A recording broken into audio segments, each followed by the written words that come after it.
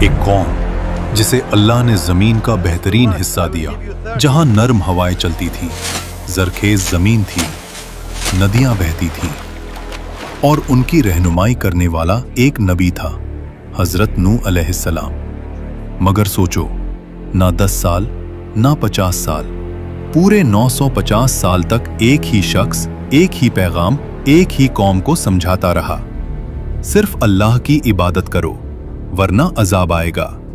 और जवाब में मजाक, तंज और दुश्मनी। नूह, यहां से चला जा, हमने किसी अल्लाह को नहीं मानना। फिर एक दिन आसमान ने अपने दरवाजे खोल दिए, जमीन ने अपने छुपाए हुए चश्मे फूट दिए और सब कुछ एक गहरे तूफान में डूब गया। कौम नूह हजरत आदम अलैहिस्सलाम के बाद इंसानी तारीख की सबसे पुरानी कौमों में से एक कौम थी। ज्यादातर रिवायत के मुताबिक ये लोग बाबुल यानी आज का इराक के आसपास रहते थे। जमीन हसीन, फसलें ताकतवर, जिस्म लंबे ऊंचे पहाड़ों जैसी कुव्वत। ये वो लोग थे जिनके जिस्म आज के लोगों से कहीं ज्यादा मजबूत थे। लेकिन फिर एक नई फितरत पैदा हुई, शिर्क का बीज उगने लगा। कौम नूह के पास हर चीज थी, मगर सबसे बड़ी नेमत तौहीद वो भूल गए। रिवायत में आता है कि पहले वो जिन लोगों को याद करते थे वो नेक बंदे थे। लोगों ने सोचा इनकी याद कायम रखने के लिए तस्वीर बना लेते हैं। बस तस्वीर से ताजीम, ताजीम से सजदा और सजदे से शिर्क शुरू हो गया।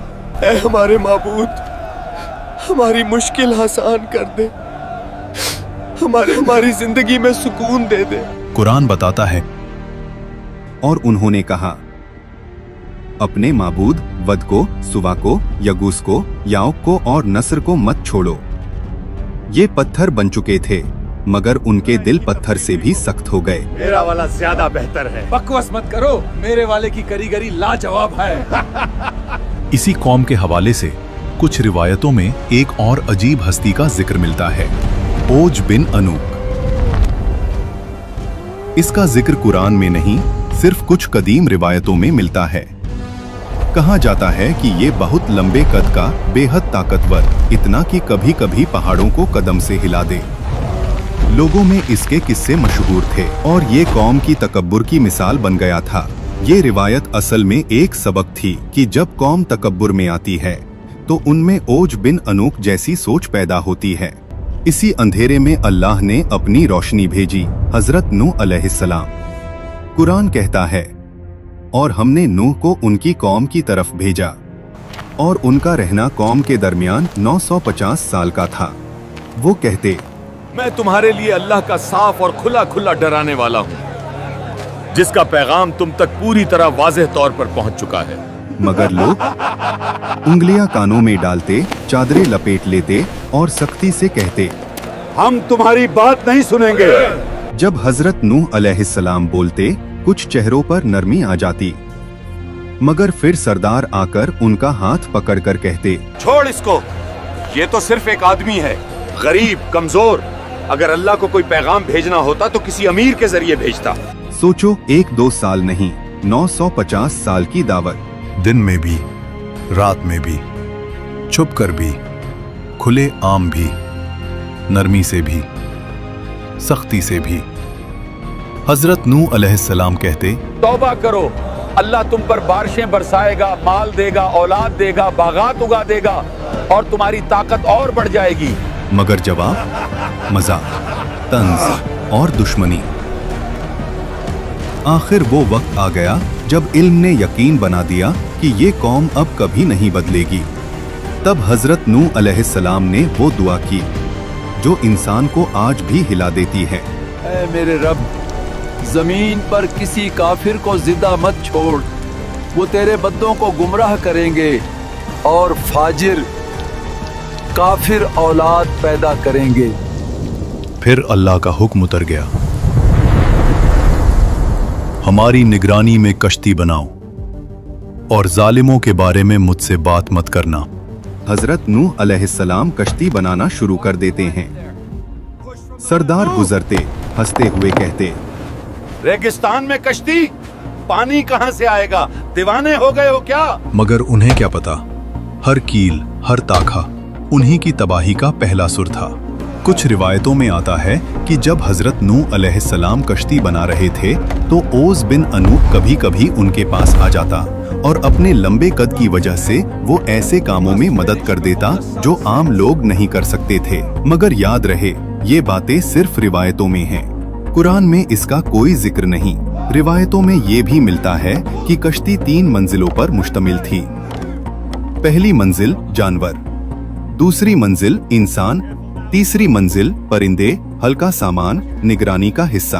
कुरान में एक अहम निशानी आती है, जब तंदूर उबलने लगे तो हर जानवर की नरो मादा जोड़ी को कश्ती में चढ़ा लो।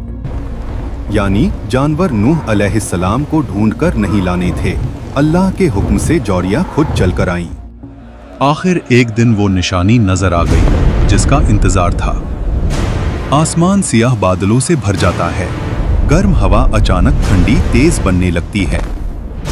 कौम के सरदार और बुजुर्ग हंसते हुए कहते हैं, देखो, नूह के तनूर से भी पानी निकलेगा क्या? कुरान कहता है, जब तंदूर उबलने लगा, एक पुराना चूल्हा जिसमें रोटी पकती थी, उसमें से अचानक पानी उबलना शुरू हो गया। अगले ही लम्हे सरदारों की हंसी थम जाती है। हजरत नूह अलैहिस्सलाम समझ गए, अजाब आ गया है। उन्होंने मोमिनों को लेकर कश्ती में सवार हो गए। फिर अल्लाह ने फरमाया, आसमान के दरवाजे खोल दो, जमीन के चश्मे फूट पड़ने दो। पानी ऊपर से बरसा, पानी नीचे से उबला और दोनों पानी मिल गए उस तकदीर पर जो लिखी जा चुकी थी। नूह अलैहिस्सलाम अपनी कौम की तरफ आखिरी दफा देखते हैं। उनकी बीवी दूर अपने घर के दरवाजे पर खड़ी थी। नूह अलैहिस्सलाम पुकारते हैं, आओ, अल्लाह की पनाह में आ जाओ। मगर उसने मुंह फेर लिया। वो उन कमजोर सरदारों के साथ गुम हो गई। नूह अलैहिस्सलाम के 3 बेटे साम, हाम और याफित उनके साथ खड़े हैं। उनकी बेटियां भी अपने शौहरों के साथ कश्ती में जगह ले चुकी हैं। औरतें चीखती, सबको उठाओ, ये क्या हो रहा है? लोग भागते, मगर पानी हर तरफ से आ रहा था। कोई चिल्लाया, नूह सच कहता था, अजाब आ गया, हम तबाह हो गए। जमीन फट रही थी, उबलते पानी की नदियां उठ रही थीं, ताकतवर मर्दों की टांगें कांप रही थीं। लोग कश्ती की तरफ भागते, नूह, हमें भी साथ ले चलो। मगर दरवाजे अल्लाह के हुक्म से बंद हो चुके थे। पानी पहाड़ जैसी लहरों में बदल गया।